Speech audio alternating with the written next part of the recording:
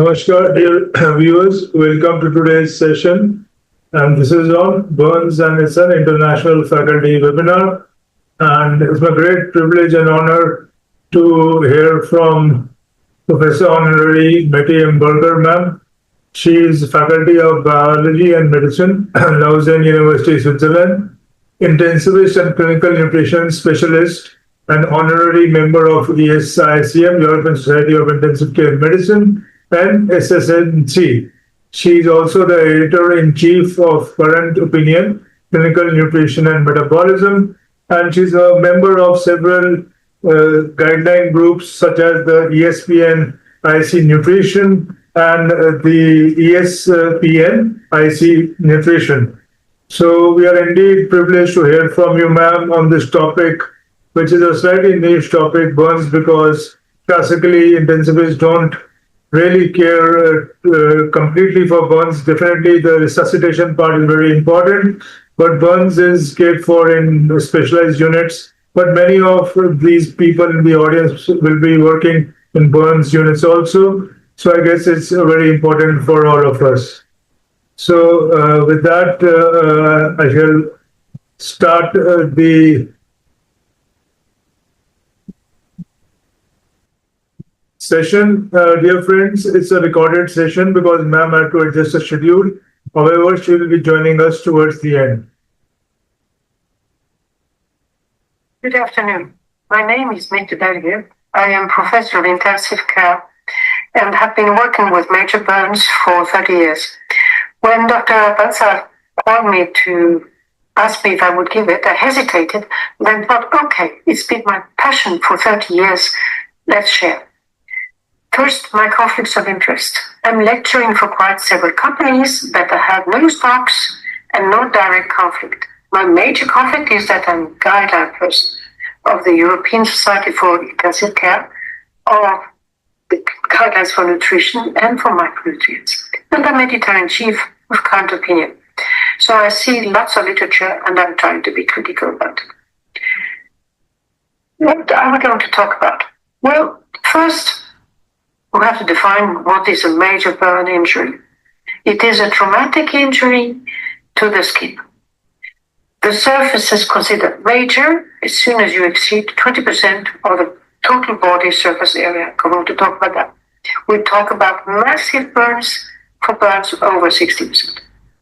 The mechanism can be heat, friction, electrical, chemical, or radiation. You need to know this mechanism because they don't behave the same way. And traditionally, we have called them first, second, and third degree, or fourth degree for carbonization and destruction. Nowadays, we have replaced it by a system where it protects the need for surgery. Extension has been categorized, involvement of the airway, and the locations at risk. It's not the same to be burned to the face, to the hands, to genitalia, or to major joints. It's special difficulty for the surgeons. What are the key messages? Because the course is going to be more than 45 minutes. Burn injuries affecting over 20% of body surface are a special trauma injury, requiring specialized care and center. The airway is often endangered and adds to that poisoning or intoxication. Diagnosis required.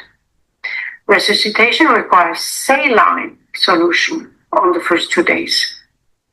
And when it's required, over-resuscitation is harmful. I'm going to insist on this. Very special, enteral nutrition belongs to resuscitation on day 1. And then we will be confronted endocrine and metabolic function alterations, which will complicate your life. And especially you will be facing an amazing inflammatory response, which will persist for very long. This is exceptional in the world of intensive care. Then energy needs will vary over time. I will give you tips to address this. And the protein and micronutrient needs are higher than, well, the daily recommended intakes for other people. Okay. Some years back, we tried to simplify the management of burns in the early phase for intensivist colleagues. And we wrote a paper called 10 Tips for Managing Critically Ill Burn Patient. Follow the Rastafari. This was the acronym for the Rule of 9 for assessment, associated trauma, airway securitization, telemedicine, antidote use, fluid management, antibiotic sparing, restoring of element and vitamin stock, and immediate or nearly immediate surgery. The initial evaluation is very important, but difficult, and you will see why. The extent is important, the depth and the circumstances. You may have really associated trauma. I've been hit myself by not diagnosing lesion to the cervical plexus. Electrification causes special. So you really need to analyze what is the patient's characteristics and define the patient's final destination. And take the first therapeutic measure and estimate prognosis, because you cannot fight for absolutely everybody. It starts with securing the airway and asking for advice. Most of you won't have seen burns. Telemedicine, a humble attitude towards it is really important. It will tell you what to do, and it will also advise about where to send the patient. Because early referral to burn center is warranted in several situations. Why? Because burns are not frequent, and the management of burns requires special setting, and it requires skills which are not widespread, both from surgeons and from the intensivist. There are criteria for transfer, and they have been defined and revised by the American Burn Association, which is one of the largest burn associations in the world. They were already talking about partial thickness burns of 10%. This is a bit tough, and we have put it to 20%. But actually, the 10% is valid if there is an involvement of these areas at risk and face genitalia, perineum, major joints. Why? Because then the surgeons require special skills. Third degree of any group, yes, especially kids, in actually electrical, chemical, inhalation, they better be taken care of in a specialized center, but can be done elsewhere. As soon as there is a concomitant trauma with fractures, it will really be a problem that we do handle better clearly in burn centers. And then we have available rehabilitation centers, which also are very important for the burn center. It has been clearly shown that if your patient can be taken care of by a burn center, the survival and the quality of the survival will improve. Okay, but we're still in the field. Assessing a burn surface in the field is really, really difficult. And it's both underestimated and overestimated. I have been receiving patients assessed as 90%, and in the end they were only about 30%, just because people were shocked by the image. And then receiving patients assessed as 10 and having 30% burns. Well, the Brits have been very pragmatic, and they have conceived the serial halvings and actually parted the body in four, more or less, and said, well, if it's on the legs, it's half of the body, etc. This halving is very gross estimation, but it's much better than trying to calculate and lose time than anything else. I've tried to make it cooking recipe because I love cooking. Here is a pie, a champignon pie, and actually, if you take half of it, then it's more easy to see what is 50%, etc. It is really giving a rough estimation, 25%, etc. You don't need more for a transfer to decide about where to put. The patient with a 50% certainly goes to a burn center if it's available. And then you see the rest. Then, when the patient is in an environment where you can take off the clothes, the burn clothes, and see what is it. We have this now old Wallace rule of 9. it works quite well. Every arm is 9%. The head is 9%. The trunk is 18% front and backwards, and every leg is 18%. It's very simple, apparently, but then it works. For smaller birds, the patient's hand in adults is worth 1%. It works, but clearly you can also do without. This is especially important for chemical burns. For children, there are tables, because the proportions of the head and the rest of the body are not the same for children and adults. So the head is larger, the limbs are smaller, and therefore this table exists. Go to it, it goes by age, etc. And then we have the depth.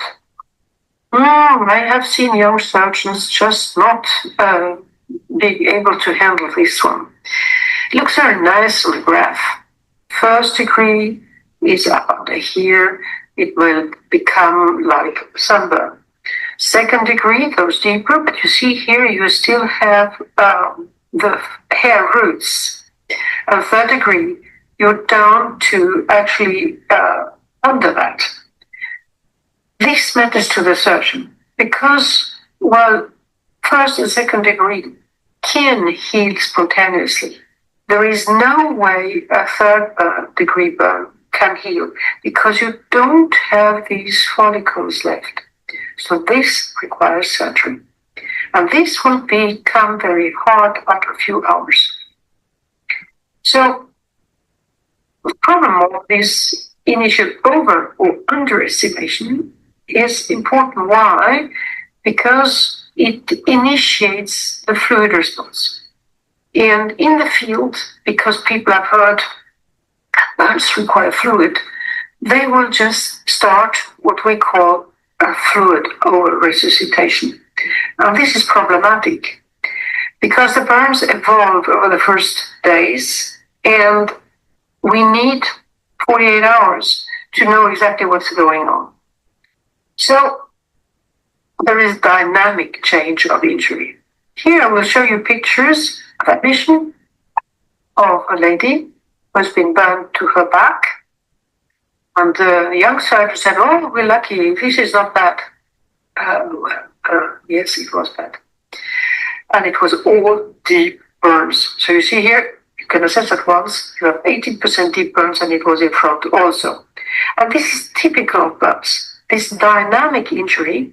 And this will, of course, determine what is required for burns. The first degree burn requires no fluid. A second starts requiring, on the third degree, yes. So, another example. This was assessed by the same young surgeon as being not so serious. Well, the problem was that it was. And all this, which looked initially not bad, you should have been actually looking at this part and at this part, which actually were telling what was going on. And then you have to consider a prognosis. Because in some countries and in some areas, geographical areas, there are no burn centers. We in our hospital are able to survive with a good quality a young person with 90% burn surface, surgical burn surface. I have several examples, but this is not possible all over. So there is a very simple score to assess what's going to go on. And in Magenta, our own data compared to the data which came from the Shrines Institute in Boston, which developed the score. And it's very simple. More or less than 40% burn size, which is a cutoff for very serious burns, presence or not of inhalation injury, and age over 60 or less. You're an old person when you're over 60 with major burns. Without any one of these, you should survive most of the time. And then there is a growing mortality. And when you reach 3 criteria, there is a 90% mortality. So this very simple assessment you should conduct on all burns coming in your hands. And then we said airway. Airway is really something special. because you may have injury to the upper airway, starting with mouth, to the thoracic wall, to the bronchial mucosa, and to actually lung parenchymal ascites, and you may have asphyxic gases. If you look at this lady, by normal, she's even thinner than myself. This was 4.5 hours after injury. She had fallen in the fire, in front of the fire. And actually, this was all 3rd-degree hard. So her neck was taken. And of course, this was a difficult intubation. Such persons where you see there is something around the neck, you need to intubate because, and when the tube is in place to secure it, you see, you don't do it with tight scotches. You just have to knot it tightly because accidental extubation means death. So, ENT, look at this progressively. If you have soothes here on the posterior glottis, if you have edema of the posterior glottis and of the vocal cords, if you see this, I mean, clearly this is inhalation injury. Try and put in the largest tube you can. It looks very tiny, but if you put in a fiber because you want to make sure that you can put it in, you're wrong, because that will complicate all the rest of the management. So please look, is it a woman, is it a man, and put in that what you would have put in normally for anesthesia. For smoothing, but you need a large tube. Because actually, I'm insisting, this tube issue is important. The next steps will depend on the diameter of the tube used in the pre-hospital setting or in your emergency department.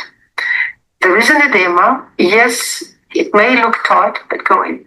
And of course, this looked awful. Everybody thought this person was, except me, was severely burned. Look at what it looked like 22 days later. Many had some injury here, but that was all. So this is the problem with major burns. It is shocking, and people overreact emotionally. Stay calm, get in the largest tube you can, and wait for cleaning and so on to make any assessment. But some patients have really serious burns. And this is the young man who had a 3rd-degree burn to the trunk. And you can see here the escharotomies all the way. The skin rigidity was terrible. I mean, I was trying to balloon the patient. There was no way we could press any air into it. So I asked the surgeon to immediately do these escharotomies, and we could ventilate him. It's immediate, it's urgent. And then, of course, you have to try and assess the Glasgow Coma score. Is the patient aware or not? Is there if not, is there an intoxication? Or is there epilepsy? Or is there a brain injury of any kind, traumatic or whatever? It can be cerebral bleeding, can be whatever. Try and get full information. It's not easy to do a CT scanner on such patients, but you should definitively do a full whole body assessment in those you find unconscious or in coma conditions. Okay, you might have carbon monoxide intoxication.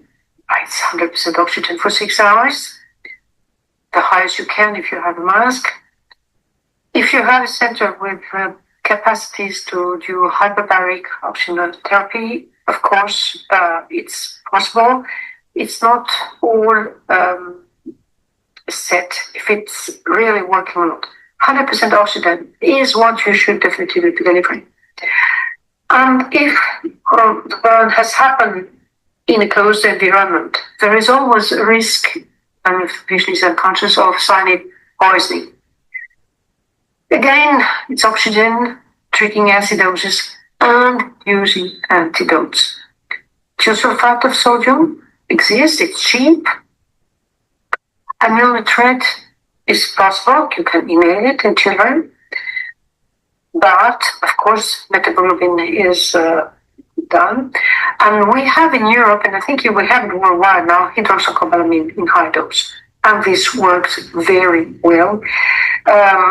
Cyanogen has been saving many lives, should be delivered as soon as possible because, the brain is suffering. So in France, they are using it directly on the site of accident. Okay. Then managing burns. A patient who is in pain is difficult to manage. But the surprise is that being confronted with a patient who expresses distressing pain is actually good news. Why? Because it reflects a superficial or intermediate burns where the nerve term ends are not burnt. You will have to use major analgesics. What you have? Morphine, fentanyl. Note that ketamine is still a real good thing, and you can combine it or not with midazolam. 30-degree burns, no pain, because actually the nerves are destroyed. And I've been confronted with patients who were burned 95% and who had traumas but no brain injury. They were looking at me and they were feeling no problem. What are you talking about, doctor? I'm feeling fine. Oh, wait, said Berger. So this is scary to be confronted that they are in shock. That's very special. Now, let's come to fluid resuscitation.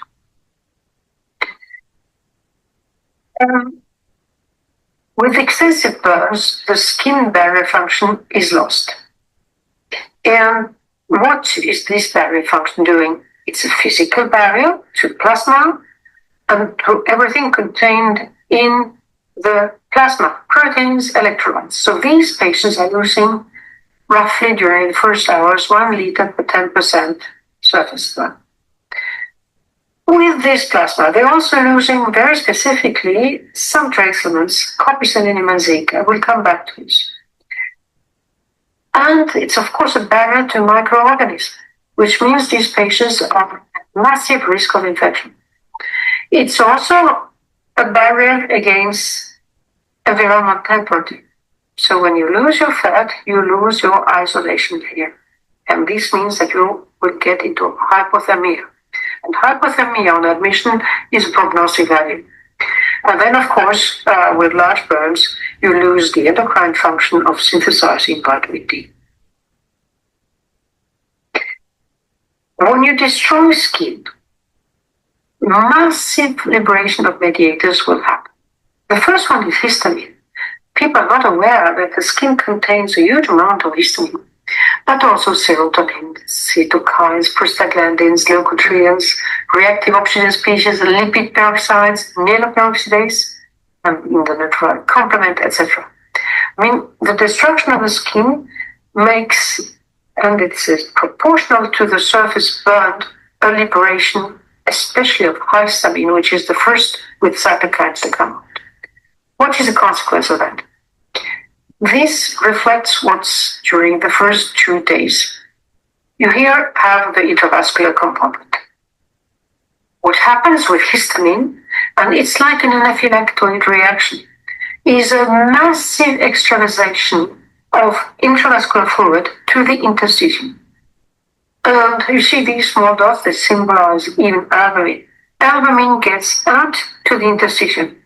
And of course, if the skin is destroyed, there will be evaporation and exudation. The fluid in the capillary will not be able to withstand. So when you have extravasation of fluid, it will compress the capillaries, which will contribute to actually worsening of the burn because there is no more fluid. After this massive initial release is resolving, there will be a return, and actually the permeability decreases and actually remains stuck in the interstitium, too much fluid and proteins. You still evaporate, etc., but you will have this returning back between days 3 and 7. Because of the initial loss of the intracompartmental fluid, This formula, Hartland formula, was developed in Parkland by Berger and Shives. Nothing like that could have happened today because it was no science, it was just a rule of thumb.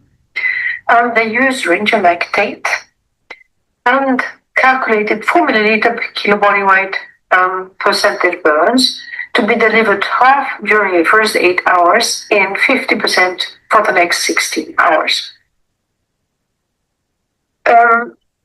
Why is fluid required?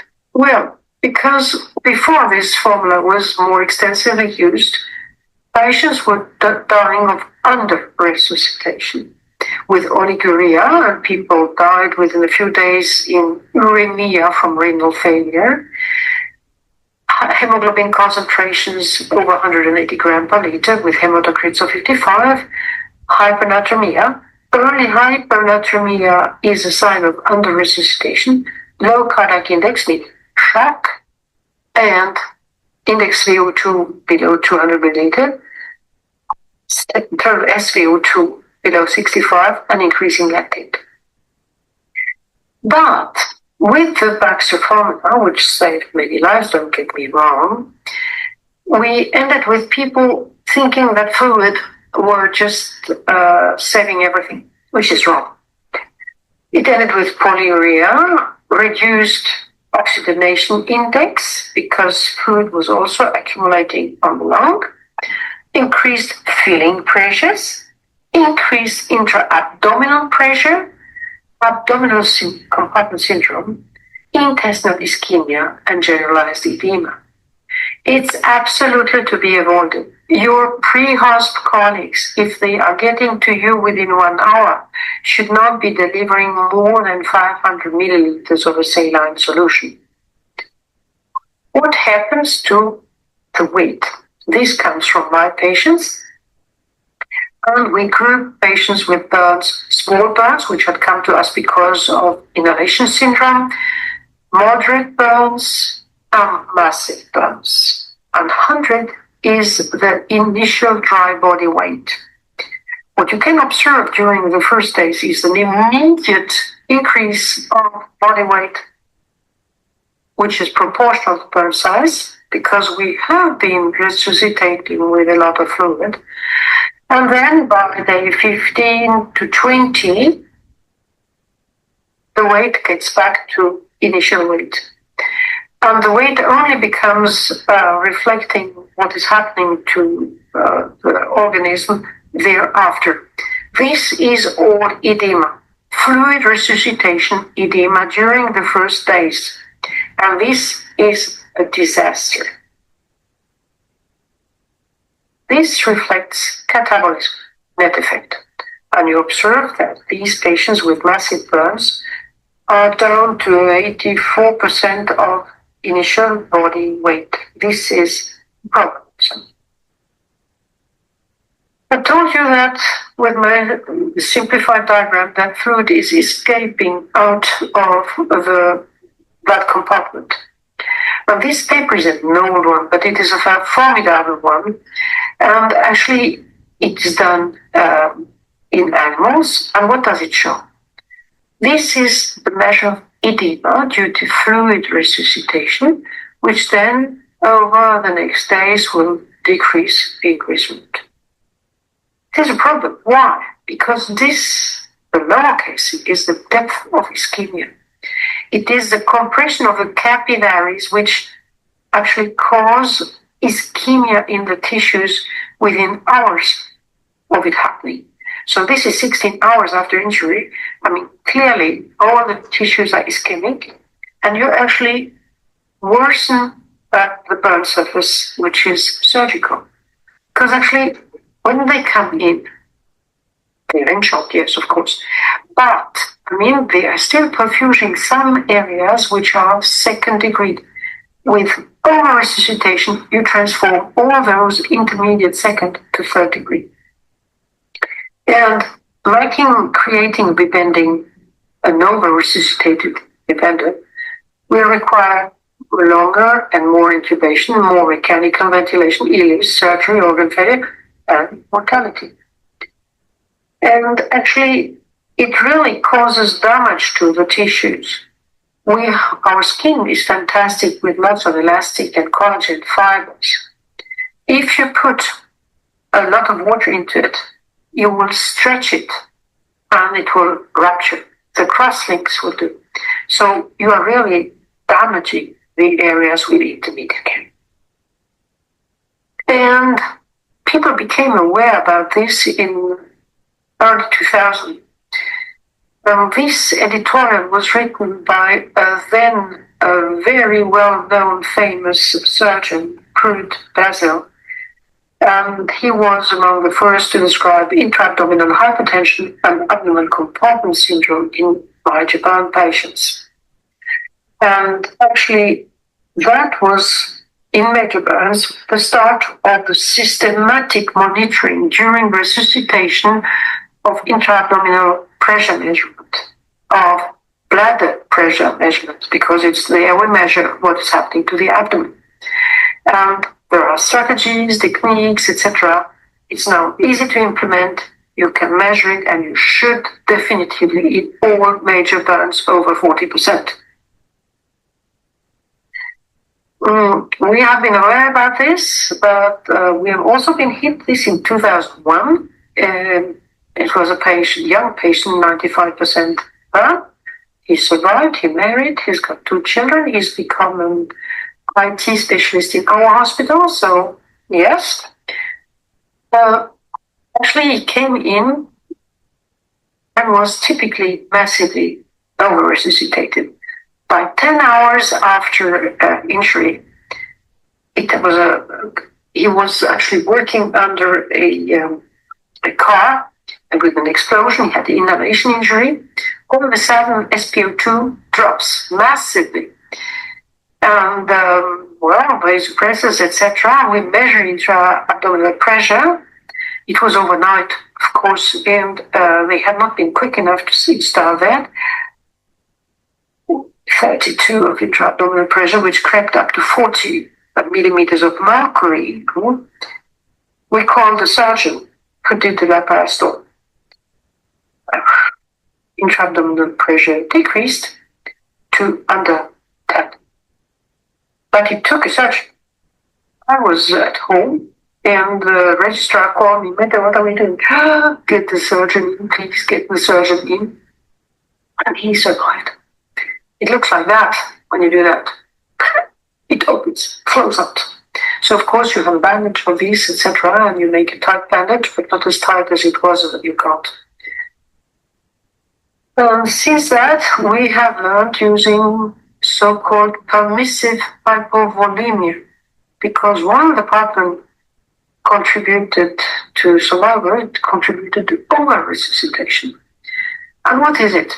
How are we doing that? Actually, we are starting with the burns less than 50%. We start with 2 milliliter kilo hour, which is half of the pattern.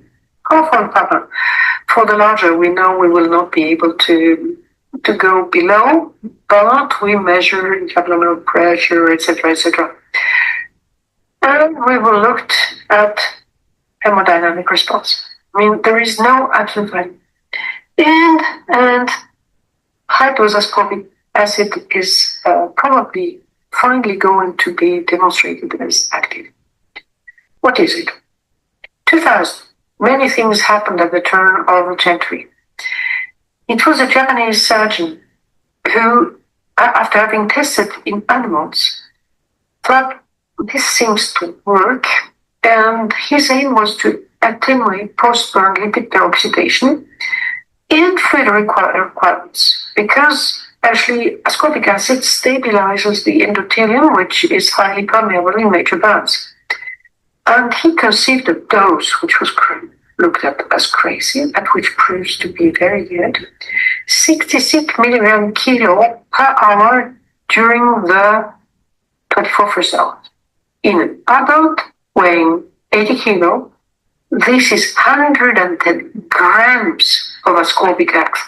This is 2 baskets of oranges. 2 baskets of oranges, big ones, infused IV. It was a before and after trial. Actually, indeed, it worked.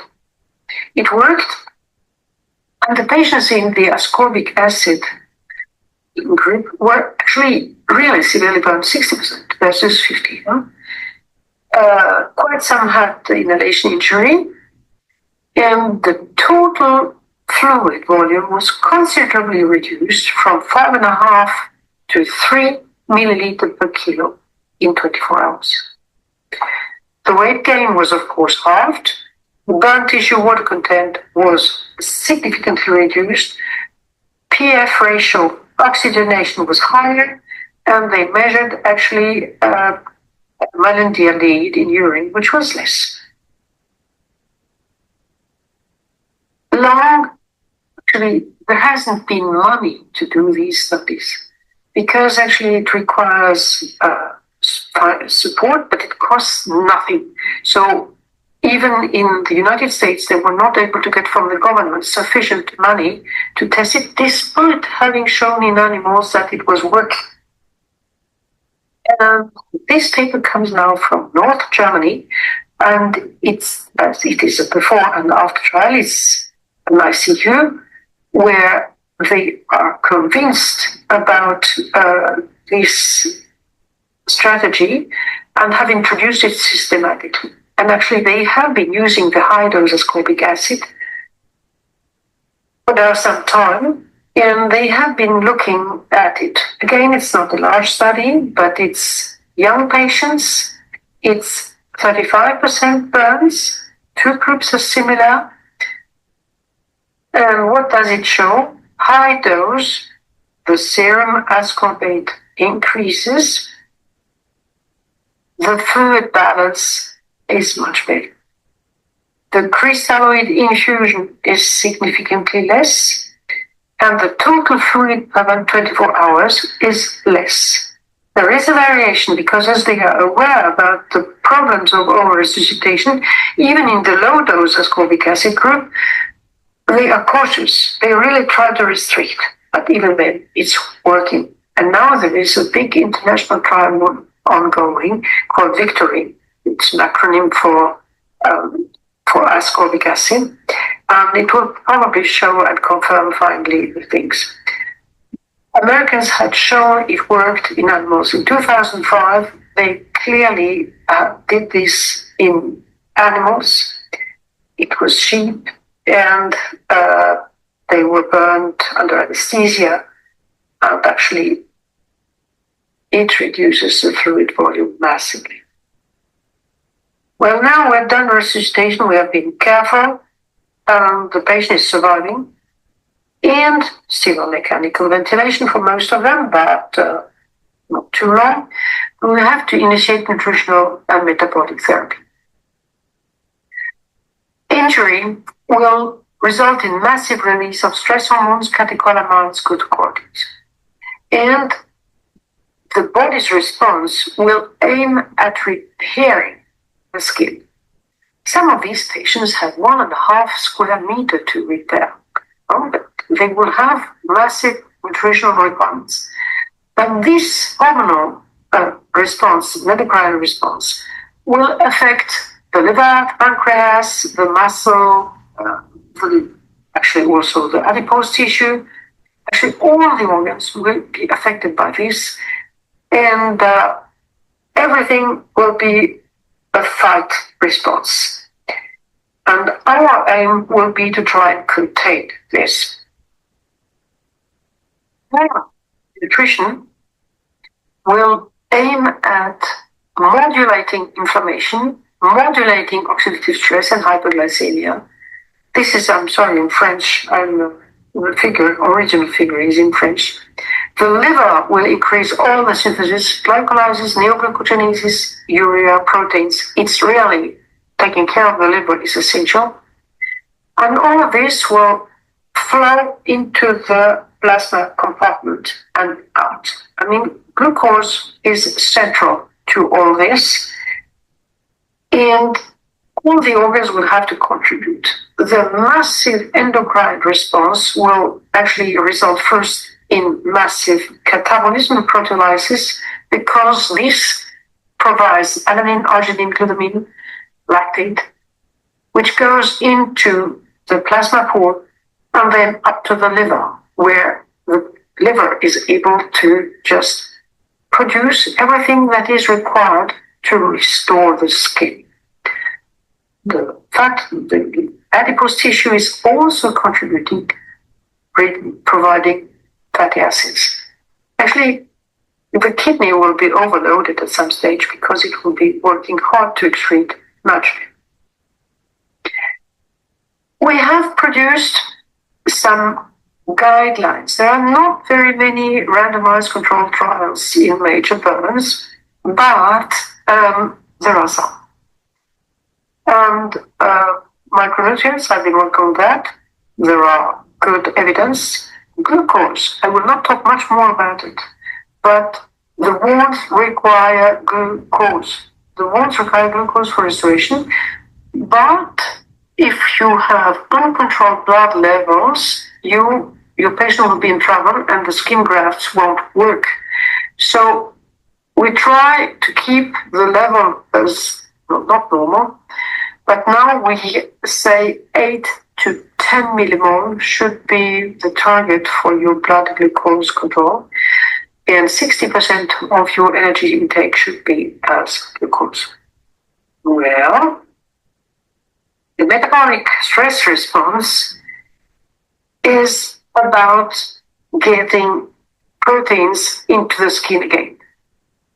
And the net balance at the skeletal muscle level will be negative, aiming at a positive balance in the skin. And of course, the synthesis will be going up in the skin. It will be also high compared to normal in the skeletal muscle. There is a massive turnover, but actually the balance will be negative in favor of the skin. And the basal requirements will be to provide enough carbs, not more than 60% of energy, to use insulin and for blood glucose control, to increase the protein intake and the glutamine, maybe provide additional carnitine. We have had some cases which have been problematic. We will attenuate catabolism using non-selective beta-blocker propranolol. It is cheap and it works fantastically. We'll be to that. We will try to increase anabolism. Well, today oxandrolone is not available anymore, but we sometimes have to use testosterone. And we will stimulate muscle movement. Time bedridden should be reduced as much as possible, which is difficult with the skin grafts all over. So it is passive mobilization to start with and mobilizing as early as possible. That is the general principle. Now let's go to energy. The needs change over time. And this is again an old paper, but it's physiology. And things have changed, but the principle remains. You have three lines, and actually the highest is the massive burns. These are 87 patients altogether. And what you can observe is energy expenditure here. Day 0, 3 first injury calorimetry, it's just normal. And then over the first week, it increases to reach a peak between day 10 and 20 to decrease thereafter. The smaller the burn, the faster return to normal. But it can last actually more than 3 months. Because of being aware of this, formula was developed, which is called the Berger formula. It is broad, you shouldn't read it, but you need to know about it. We now know this is massive overfeeding, which is bad. Over-resuscitation is bad, overfeeding is bad. What can you use? Because not everybody has an indirect calorimeter, which should belong to a burn center. But if you don't have it, because it has a cost, and not everybody can be calorimetric, Joan Allard in Canada developed the so-called Toronto equation, which is the formula integrating age, gender, weight, previous day fed, surface burn, fever, and days after birth. It is a dynamic equation, which actually very well adapts to this. We have been checking all the time to see if it was working, and it does work. This you can put into an Excel file. It's easy. You just introduce the days values and you have the total needs. Don't get higher. It requires you calculating the Harris-Benedict equation, which is the basis of it and integrates age. So easy, really an Excel file. And in our own department, the energy needs we have in our protocol, NUTSIA is Nutrition aux Soins Intensifs. For those patients who cannot calorimetry and who are young adults, we say we should be by end of the week at 35 kilocalories per kilo body weight.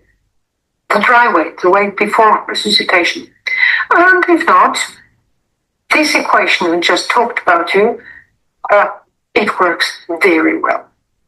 And actually, this is something we have insisted on in the guidelines. Should be initiated within 12 hours of injury. I mean, when the patient comes in, enteral nutrition belongs to resuscitation. I will show you why.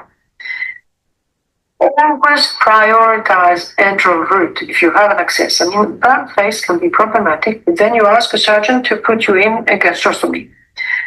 The Schoffen formula for children, Toronto for adults, and then we go for requirements of proteins 1.5 to 2 and using glutamine. I already talked about glucose. Underfeeding is dangerous. It's a killer actually, but overfeeding also. Underfeeding is bad, and this is a paper coming from Finland, where they have indirect calorimetry, and it is a prospective study in 103 adult patients, and it was severe burns, and they actually looked at what the patients had received. In group A, they had received more than 30. Remember, we say go for 35 or less than 30, and they looked about. The age of that patient was 42 years. They had actually moderate burn, 25% as a mean. In the patients who were 30 over 30, significantly less pneumonia, significantly less respiratory complication and sepsis. Clearly, it hurts not to be fed correctly as well. These data come from our center, 15-year retrospective cohort study, and we have been evolving with our prescriptions. In the first period, in 2001, we were delivering 32 kilocalories.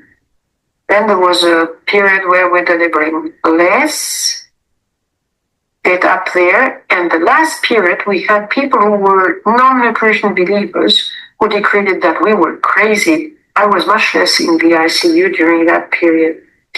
And they reduced to a mean of about 26 kilocalorie kilo body weight. I had colleagues who could have killed them, not killed someone, but I was so angry with them. They was just not trusting indirect calorimetry. And look at that. That is the prealbumin value. Prealbumin is a protein which enables you following up on adequacy of nutrition. It decreased significantly. But worse, this last period, I told you about this increase in weight, etc. Problem is that they lost much more lean body mass. You are hurting your patients, you're hurting their immunity if you don't. So that is on the low side. Now let's go on the upper side and look at dramatic, tragic autopsy findings, postmortem findings in kids. 37 pediatric patients, 4 years, with major burns. And actually, they looked at fatty liver infiltration because all these kids had died of sepsis. And look at autopsy findings of the liver. This is the time of death. And with time passing, the number of patients with macrovascular fatty liver infiltration was increasing. During the first days, actually, the liver was roughly normal. But actually, kids are more exposed to overfeeding than adults because people think, yes, we have to catch up to avoid stunting and so on. So they are much more exposed. But it hurts the liver. The liver does not tolerate going over the measured value. This is what happens. This comes from the dryness. The kids die of sepsis. And look at how it looks like. They have been using indirect calorimetry, and this is the energy balance as percent of measured I. One is I give as much as I measure. And in the late 90s, the recommendation was when you had indirect calorimetry to give 1.5 times the measured value.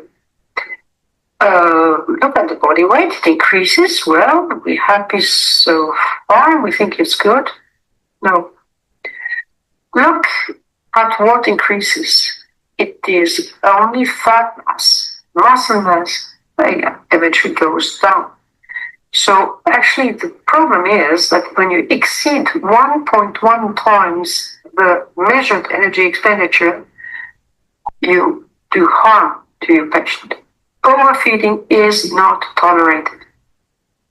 And if you have, this is also from our ICU, when we introduced computerized information system where we had customized glucose saline, glucose 5% trips also, propofol, we became aware of something we were not aware of. In the bones, we have already for over 15 years been very minutely noting what we were delivering to the patient. Here we have two categories of patients. It's less than 30%, small bones for us, or large bones. And this is the percent of days with a delivery over 30 kilocalories per kilo. We doubled it with the system in the major bones because the patient nurses could see what they were delivering. And we became aware of something which was non-nutritional energy. This is the mean value over the stay. It's actually 400 to 500 kilocalories per day during the first week. It's massive. So if you don't integrate it in your calculation, you overfeed. And then, well, I was telling you that you should be using Toronto equation if you did not have indirect calorimetry. And indirect calorimetry values are here. These are the Milner equation, and these are the Schofield equation and the Cureri. Actually, what is important here is to see that actually you should actually be using one of these two equations. The bars, vertical bars here are Toronto, and the blue bars are indirect calorimetry. So you observe that actually they work very well. Sorry, I said something wrong. This is Harris and Benedict. The horizontal line is Harris and Benedict. So you observe that the patients are overmetabolic, hypermetabolic, but not as bad as we thought before. This is one patient. She came in with 33 kilos and went up with 11 at day 45. And this is my happy dietitian. We have a recent device which is very mobile that we can use for all patients. Now, this is the follow-up of a patient, also a young male, 32% burns. And again, I'm showing you the Toronto equation, that is the triangles here. In red, the indirect calorimetry values over time. And then the prescribed target. You see maybe that we're not prescribing as high as we measure during the acute phase, but over when we start mobilization. and in green, what our nurses do. Of course, the days of surgery, we are below, but then there is no real catch-up, just an equilibration over 48 hours. I told you we should go enteral, gastric. Some of these patients will actually need more, but okay. Why should we go early gastric? Actually, hypervolemia causes ischemia and alterations of splanchnic perfusion. What I told you about the skin, where the capillary pressure decreases when you increase volume, applies to the splanchnic compartment. This generalized edema alters gastrointestinal motility from top to bottom, with pyloric closure very rapidly and paralytic ileus if you're not going in gastric. And it causes what was called in the 70s, 80s as curdling ulcers. I mean, that's stress ulcers, gastroduodenal erosions, which happen when you're not using the gut and patient is in shock. Bacterial translocation and reduced absorption do occur, but there's also this problem of pressure due to abdominal compartment syndrome. Why should you then go in? Actually, these intestinal complications can be prevented. Well, abdominal compartment is about controlling fluids and laparoscopy in the worst cases. Gastroparesis, you prevent by using the gut within 12 hours. You may use prokinetics, but not very fan of that because the gut is telling us something. We are preventing constipation because as we are using high dose opioids, we have the secondary effect of opioids. So we use emollients and paraffin from day 1, day 0 actually. The first day they are there. We are using PPIs and antihistamine for the first week, but not further. And we watch for intestinal ischemia. Oral resuscitation, I'm insisting, bad for all organs, including the gut. Use the gut to prevent losing it. In burns, enteral nutrition is part of resuscitation. Look at these figures from the 2000s. It's animal data. And there are 2 resuscitations, white, the non-burned, and hypertonic saline was a strategy to try and reduce fluid, and liberal was this one. Then you have the different intra-abdominal organs. In all organs, lactated Parkland causes edema. I mean, all the organs suffer. So, what are you doing with intra? You increase actually splanchnic perfusion. There are nice papers showing it. You reduce bacterial translocation, reinforce the barrier function, you maintain gastrointestinal, you stimulate immunoglobulin A production by just brushing the intestinal mucosa, reduce the complication, solutions are less costly, prevents organ failure. It prevents ileus by maintaining smooth muscle activity and actually reducing edema. These are the changes to supramesenteric artery, blood flow after oral, enteral, and parenteral feeding in humans, both in healthy volunteers and stable patients. Actually, fasting, no change in flow. Oral increases flow, enteral also. In patients, enteral increases blood flow, parenteral decreases it. Clear. You improve the splanchnic blood flow, which is part of resuscitation in major burns.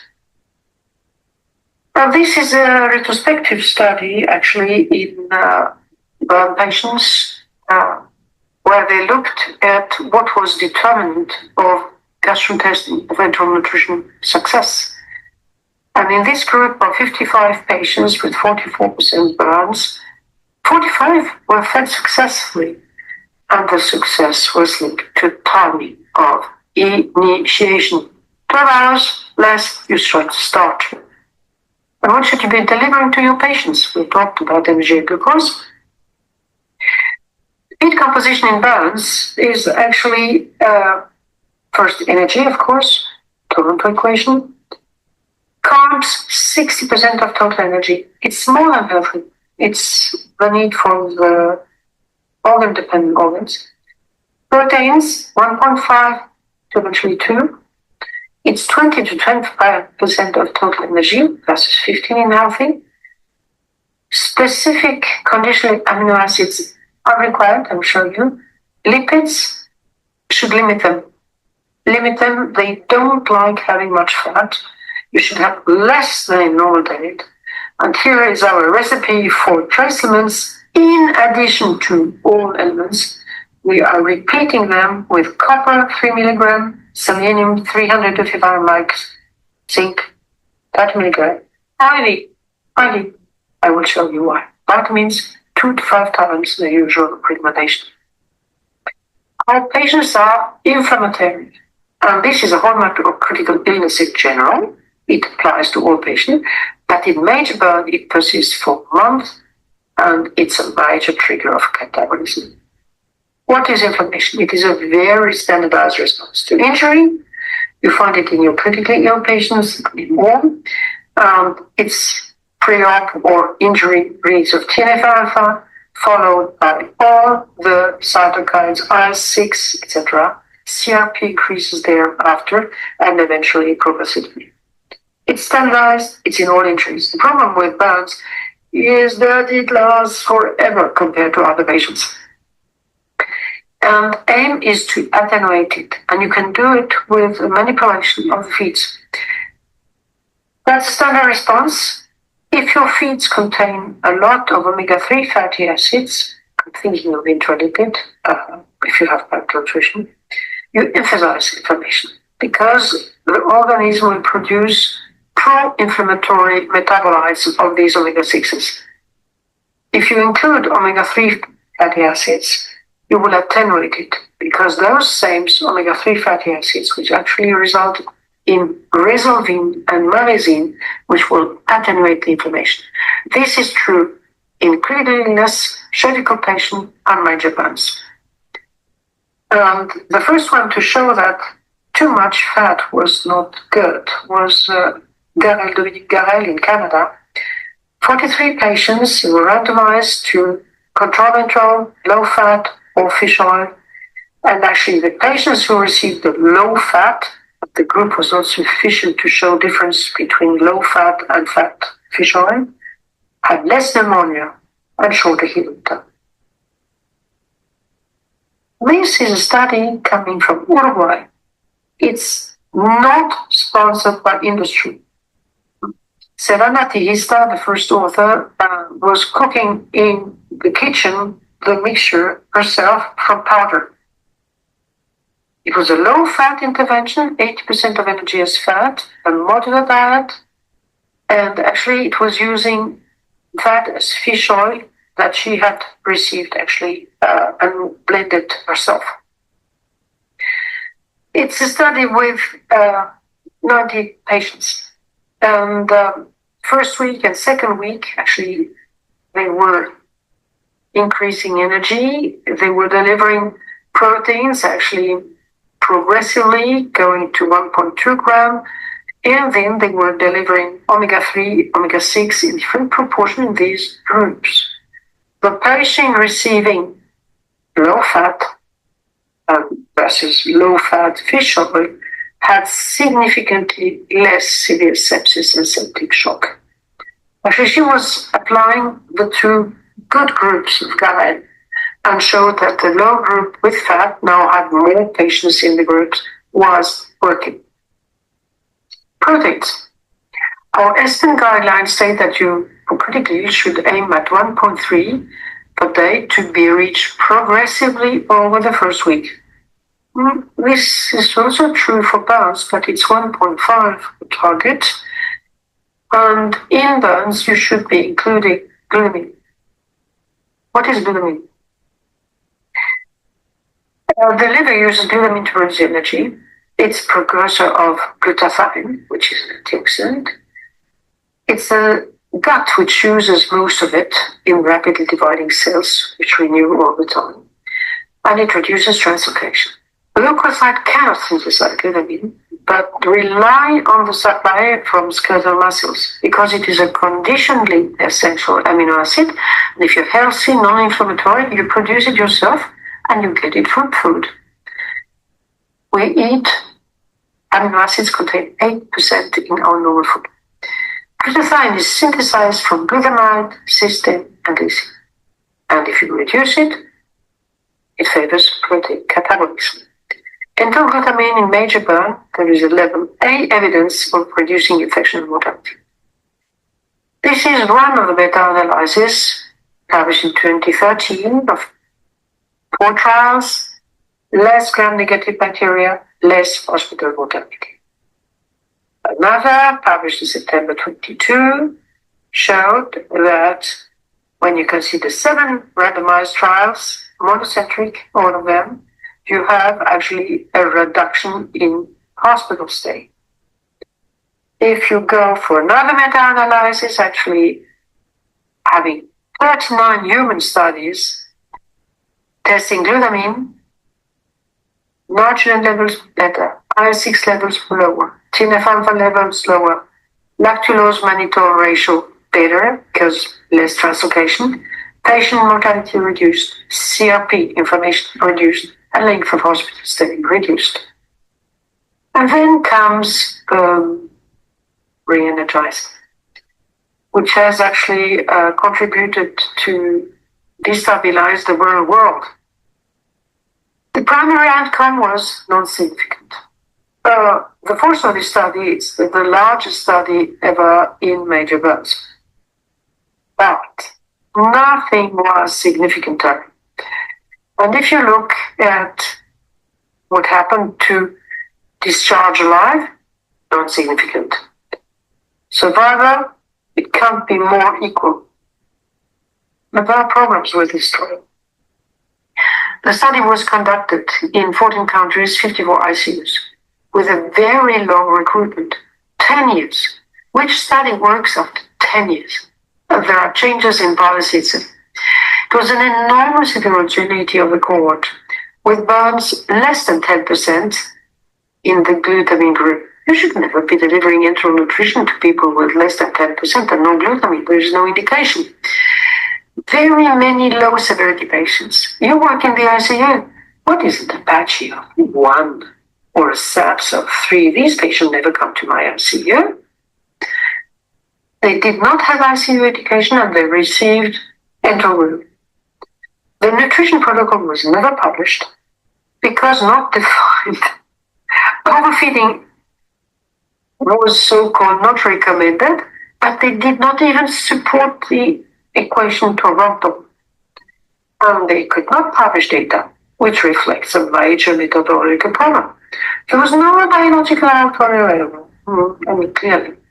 And an essential endpoint in births, total infections, was not collected. They only had gram-negative bacteremia. Once it became clear that the original sample size was not feasible, they inversed primary and secondary outcomes, which was mortality. Attrition of participants to the survival was also problematic, and Paul Wischmeyer, who belonged to the initiators of the study and who is someone who is convinced by glutamine using it on himself, retracted due to too many methodological problems. So this study should not change our practice. And one of the reasons for is data coming from ICU. We have been measuring exudates, and we have been measuring actually amino acids in the exudates. And these are the glutamine, alanine, arginine, etc. losses in the exudates. And actually, they are present, glutamine is present all the time. Glutamine is the amino acid which is lost. The patients are depleted of glutamine because it goes to the wounds and gets in the exudate. All the other amino acids are not lost the same way. So there is a depletion, you should replete. Again, I'm coming with this study. There is impact confirmed on infection, on mortality. They should receive it. And they should receive micronutrients. We showed many years back, and this was a balanced study, difficult to conduct. We collected all the textiles surrounding the burns to see what was in the exudates and measured it by extracting trace elements from these. And we showed that there was a 30% depletion of the copper content of the body in the exudates. In rosa, the exudate. Of zinc, 10% of the body weight. Of selenium, 10% of the body weight. And this is the reason for our profile guards, which in addition to multivitamins and multitrace elements, provides you additional trace elements and additional glutamine. Because vitamins are essential for wound healing. You can read, you will have these slides as PDF. Trace elements are essential for wound healing, especially copper. It's collagen and elastin synthesis and immune function. Of course, iron, selenium, zinc, principal antioxidants. Collagen synthesis is depending on copper and vitamin C. You cannot have a tissue repaired if you have no copper and vitamin C. And the aim is not to deliver very high amounts. The aim of repletion is to get the patient back to within normal so that the organism is able to do its normal job, immunity, wound healing, etc. And we showed that in randomized trials. Copper, selenium, zinc, and plasma glutathione peroxidase. The green bar is the normal range. The rosa is the patients who received the trace elements. Copper was restored, selenium was restored, zinc was restored. Plasma glutathione peroxidase was restored, its principal antioxidant system in the body. Viral production was decreased significantly in the patients receiving. And significantly also, we restored tisular levels of zinc and selenium, and in blue, we restored, because we had skin biopsies to show this, actually we restored the antioxidant enzymes required for wound healing. This is why we had actually a reduction in pneumonia, significant. A reduction in normalized length of stay in the patients who received it by 30%. And we also were doing whatever was required. They should be nursed in warm environment. We have early excision surgery. We use beta blockers, anabolic agent, and of course, insulin, aiming at minimizing hypermetabolism. What are beta blockers doing? They have the cardiac effects, of course, about heart rate, contraction, etc. But they have metabolic effects that are specific. They stimulate hepatic glycogenolysis and gluconeogenesis. They increase the release of glucagon, they stimulate ketogenesis, they increase metabolic rate. So when you block them, you actually have a reduction of heart rate. That's the non-selective effect on heart rate. And it happens, and this was nicely shown with isotope techniques, you have a better incorporation or filling, meaning you have less catabolism. Start propranolol at the end of the first day week when the patient is out of shock. And all this aims at muscle preservation during hospitalization, energy balance, and restoring physical activity. If you have critical illness or major balance, you will have inflammation, hormonal disruption, which will increase muscle breakdown. If bed rest is done, reduced physical activity and protein intake will reduce muscle protein synthesis, which will reduce muscle mass. So it's a combination of correct nutrition and activity, which is the, and here's my last slide. The initial assessment of burn injury is difficult. It's a pollutive injury. First to manage airway, get in the largest tube you can. Fluid resuscitate with caution. Feed enterally from start to a level which is at least 30 kilocalories per kilo body weight after the first week. Energy requirements are much larger than the burns, but they vary over time. And if you don't have injury calorimetry, go with the Toronto equation. On Excel file, it's cheap, costs nothing, it adapts here. Protein requirements are higher, Specific requirements for glutamine retracements are due to cutaneous nitrates, and burns benefit from metabolic modulation with a selective beta blocker. With that, I thank you so much for listening so long. You've got it, I'm passionate about it, and I know you can do a lot if you respect these lines. Thank you so much.